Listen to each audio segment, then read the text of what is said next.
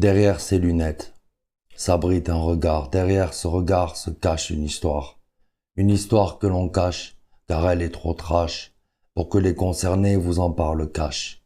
Je ne suis personne qu'un ami d'enfance, voué à se marier avec sa tendre, mais hélas, Satan s'est placé pile entre les deux éprouvants, début de l'épouvante. Un grand frère tyran contre un amour de titan. Ça a duré un petit temps et ça restera longtemps. Gravé dans ma tête comme la pire des tempêtes, mais juste un bref calvaire avant l'enfer. Je ne sors pas de la rue et son frère non plus. Mais deux vrais psychopathes, voire diables sur pattes, se sont mis en travers, début de l'envers. Le décor n'a pas encore viré au gore, mais ça ne tardera pas, début du trépas. Rentrez pas dans mon cœur, il est déjà pris, un diable l'a bien compris, début du mépris. Des avances refusées, départ de la fusée, vers une autre planète, la rue, les comètes, les rêves, les nébuleuses, de ce qui ne peut être. Une femme vénéneuse, voluptueuse, qui s'avère être en fait la pire des tueuses. Pas vraiment amoureuse, mais très possessive. Et c'est un euphémisme que de la dire excessive. Elle s'est servie de son frère pour que les barrières qui nous freinaient deviennent des frontières. Infranchissables, pour les deux qui s'aimant, incommensurables, voient leur évidence comme une triste fable. Deux hommes et deux femmes, que tout opposait, mais dont les liens logiques se superposaient. La diablesse sur pattes et le frère tyran, mais bêtes comme pas deux, qui se prenaient pour Dieu.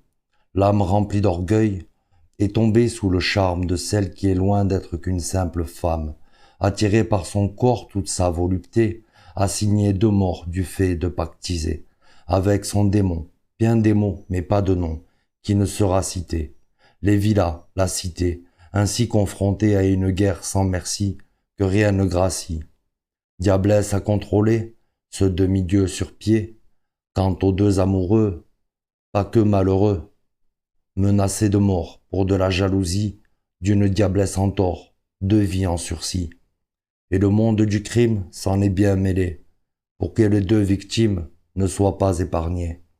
J'ai dû faire de la rime, contre mon gré, poussé par la mésestime d'un mentor menteur, étroitement lié avec la diablesse, mais ni lui ni elle n'en ont fait la confesse. L'amoureuse passionnelle a déployé ses ailes juste pour s'envoler vers son éternel. En échange de quoi, sa famille sera sereine. Promesse du crime qui ne fut jamais tenue et pour laquelle aujourd'hui je vis détenu. Entre vice et vertu, comme un averti, le frère tyran fait honneur à son rang, mais sa sœur amoureuse est plus courageuse qu'il ne le sera jamais. Elle a choisi de cramer pour qu'il puisse se pavaner sous les feux de la rampe.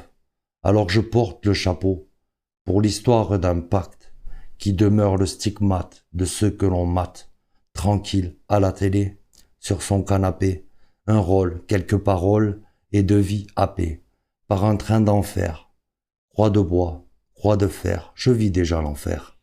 Pour une diablesse en herbe et le pacte d'un frère qui avec ses démons se sent plutôt à l'aise.